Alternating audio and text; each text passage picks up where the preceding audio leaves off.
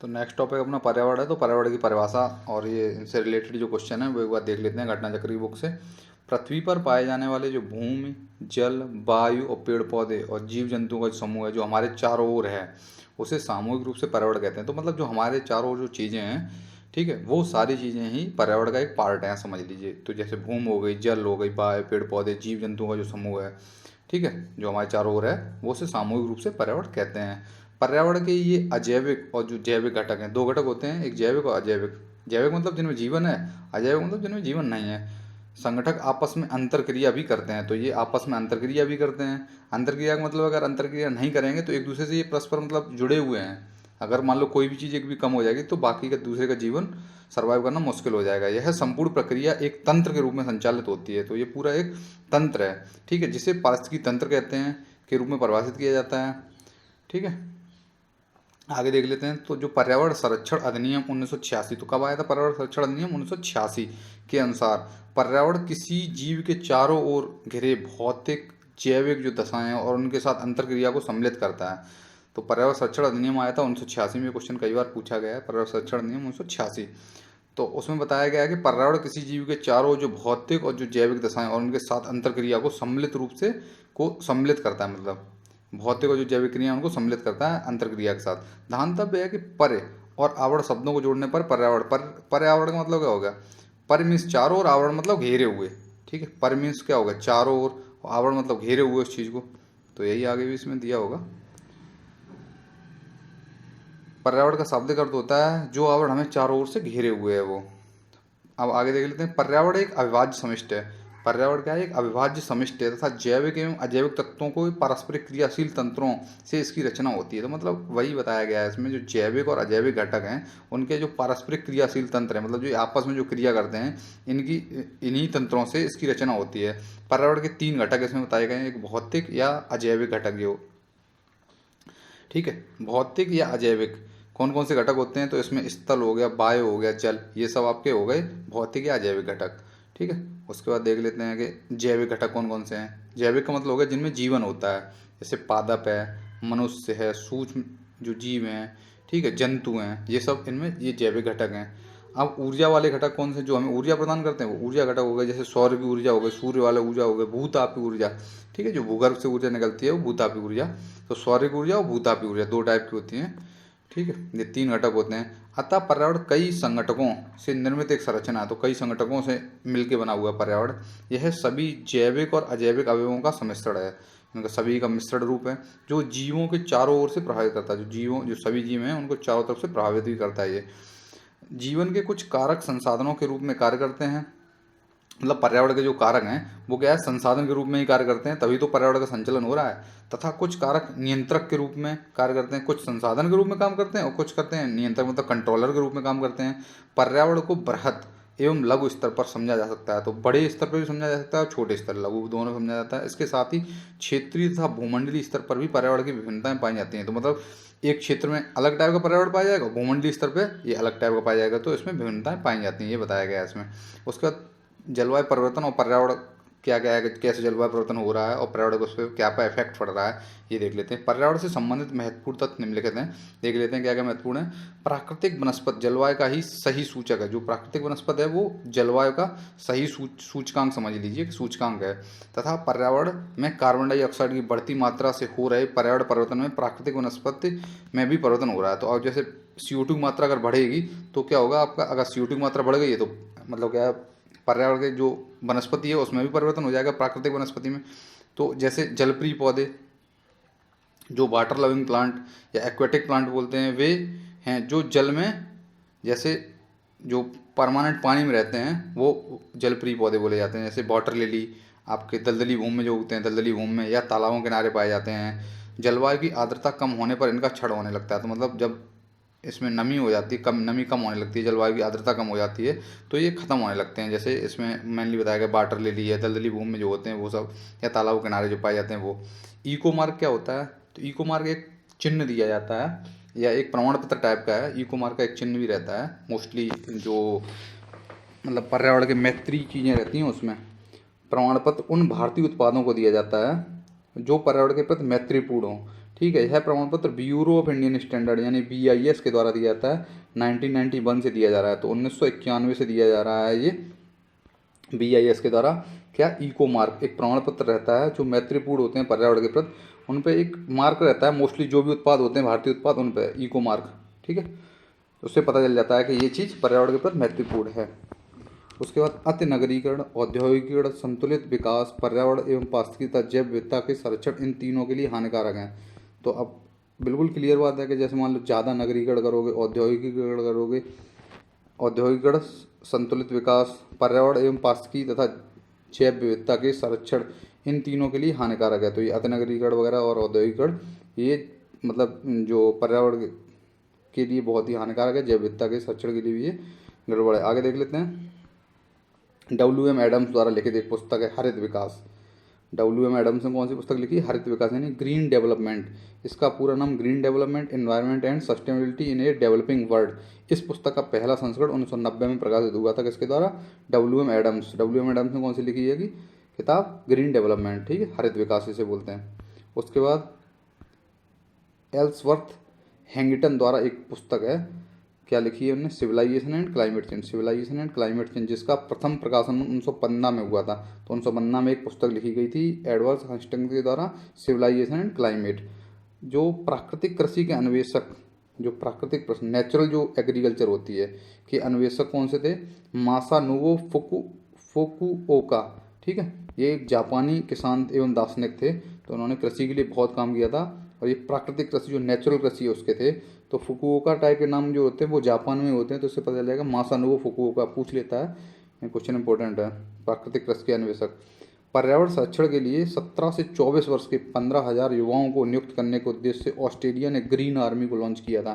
तो ऑस्ट्रेलिया में green army में पूछा जाए किससे संबंध होता है, तो ये पर्यावरण संरक्षण के लिए की गई थी। कहाँ की गई थी? ऑस्ट्रेलिया देश में की गई थी। कितनी आयु के थे लोग? तो 17 से 24 वर्ष के थे, और 15,000 युवा किए गए थे इसमें। ऑस्ट्रेलिया सरकार ने इस कार्यक्रम में $360 मिलियन आवंटित किए थे, जिसे प्रतिवर्ष 500 परियोजनाओं को सहायता प्रदान की जाएगी। आगे देख लेते हैं। उसके बाद आगे क्या है? जो पलाचीमाड़ा जो दक्षिण भारतीय राज्य केरल में है, केरल के पलक्कड़ जिले में है अब स्थित एक छोटा सा गांव है। कौन सा? पलाचीमाड़ा, ठीक है, केरल में पलक्कड़ जिले में छोटा सा गांव है। कोका कोला कंपनी ने यहाँ अपनी इकाई स्थापित की है, जिससे बड़े पैमाने पर इस क्षेत्र में जल का दोहन करने के कारण यहाँ पर्यावरण की भारी क्षति हुई है। तो जल मतलब मैक्सिमम निकाल लिया है, जिसके कारण यहाँ के पर्यावरण की भारी क्षति हुई है। तो ये काफ़ी न्यूज में रहा था। पलाचीमाड़ा किस राज्य का है? केरल राज्य का है। कोका कोला कंपनी ने यहाँ पर किया था इसलिए। पंजाब के जो मार्कफेड एक करके, पंजाब के मार्कफेड और इसराइल के सयाग के बीच 21 अप्रैल 2021 को हुए एक समझौते के तहत पंजाब ने ग्रीन हाउस कृषि के माध्यम से सब्जियां उगाई हैं। तो जो ये क्या नाम, इसराइल में ऐसी टेक्नोलॉजी, ये सयाग है इसराइल की एक, वो उसने और पंजाब को जो मार्केट कंपनी है के बीच हुआ था 2001 में। उसके तहत पंजाब में ग्रीन हाउस जो कृषि की जाती है उसके माध्यम से सब्जियां उगाई थी, ठीक है, इसराइल के सहयोग से, इसराइल के सयाग से। नेशनल ज्योग्राफी सोसाइटी एंड अंतर्राष्ट्रीय मतदान कंपनी ग्लोब स्कैन ने ग्रीन डेस्क 2019 स्कोर के तहत भारत को शीर्ष स्थान दिया है। तो ये ग्रीन डेस्क 2019 में भारत को शीर्ष स्थान दिया गया है, ठीक है। नेशनल ज्योग्राफी सोसाइटी और अंतर्राष्ट्रीय मतदान कंपनी ये करती हैं इसमें। इसमें विभिन्न देशों के पर्यावरण रूपों में धाड़ी उपभोक्ता व्यवहार जो होता है उसके अनुसार अंक दिया जाता है। तो उसमें भारत को टॉप स्थान दिया गया था। ग्रीन डेस्क 2014 के स्कोर के अनुसार भी भारत इस संदर्भ में प्रथम स्थान पर बना हुआ है। तो भारत के पर्यावरण अनुकूल दीर्घ स्थायी विकास के लिए मिश्र सस्यन कार्बनिक खादें और ये नाइट्रोजन यौगिकरण पौधे और कीट प्रतिरोधक सस्य किस्मों का प्रयोग सर्वश्रेष्ठ बताया गया है। इसकी वजह से भारत इसमें टॉप पे है। अब विश्व पर्यावरण दिवस आपको ऊपर बताया जाता है, कब मनाया जाता है? 5 जून को मनाया जाता है। प्रथम विश्व पर्यावरण दिवस 1973 में मनाया गया था, 1973 में मनाया गया था, ठीक है। उल्लेखनीय है कि स्टॉकहोम जो अंतर्राष्ट्रीय शिखर सम्मेलन हुआ था 1972 में, उसके बाद से हर साल 5 जून को मनाते हैं विश्व पर्यावरण दिवस आयोजित किया था। पर्यावरण पर यह पहला वैश्विक शिखर सम्मेलन था। इसी सम्मेलन में 5 जून को पर्यावरण दिवस मनाने का निर्णय भी लिया गया था। तो उसी के बाद मनाने लग गए थे 1973 से, स्टॉकहोम सम्मेलन के बाद वाले में। उसका ध्यातव्य है कि विश्व पर्यावरण दिवस प्रत्येक 5 जून को मनाया जाता है। वर्ष 2019 में विश्व पर्यावरण दिवस का केंद्रीय विषय का क्या था, जो थीम क्या था उसका? एयर पॉल्यूटेंट यानी वायु प्रदूषण था। वर्ष 2019 में विश्व पर्यावरण दिवस का मेजबान देश कौन था? चीन था 2019 वाले। और 2020 में जो थीम था वो था जैव विविधता, ठीक है। आगे देख लेते हैं। पृथ्वी पर पहुंचने वाले सौर विकिरणों की मात्रा में परिवर्तन के लिए सूर्य के संदर्भ में पृथ्वी की स्थिति में बदलाव भी उत्तरदायी है। यह परिवर्तन जलवायु परिवर्तन के खगोल शास्त्रीय सिद्धांत के अनुसार होता है। तो वैज्ञानिक इस सिद्धांत को मिलानकोविच परिकल्पना भी कहते हैं। उल्लेखनीय है कि मिलुटियन मिलानकोविच सर्बिया के खगोलविद थे। तो जो पृथ्वी से विकिरण आता है, मतलब आपका पैराबैंगनी विकिरण, जो टोटल विकिरण आता है, उसके संदर्भ में पृथ्वी का जो पर्यावरण का जो चेंज हो रहा है, उसका जो सिद्धांत दिया था वो मिलानकोविच ने दिया था। तो उसे मिलानकोविच परिकल्पना भी कहते हैं। और मिलानकोविच एक हैं, वो सर्बिया के वैज्ञानिक थे। ठीक है। उसके बाद जो मिलानकोविच हैं ने जलवायु परिवर्तन के संबंधित सिद्धांत दिए जो पृथ्वी की लंबी अवधि की कक्षीय जो स्थिति है इससे संबंधित है। इन्हीं सिद्धांतों को ही जलवायु परिवर्तन के खगोलीय सिद्धांत के रूप में मान्यता प्रदान है। किसके हैं? मिलानकोविच के। पृथ्वी की कक्षा की उत्केंद्रता, पृथ्वी की घूर्णन अक्ष की तिर्यकता और विषुवयन, ये इन्हें परिभाषा दी थी, इस सिद्धांत के अंग हैं। ठीक है। इस सिद्धांत के जो अंग बताए उन्होंने 3।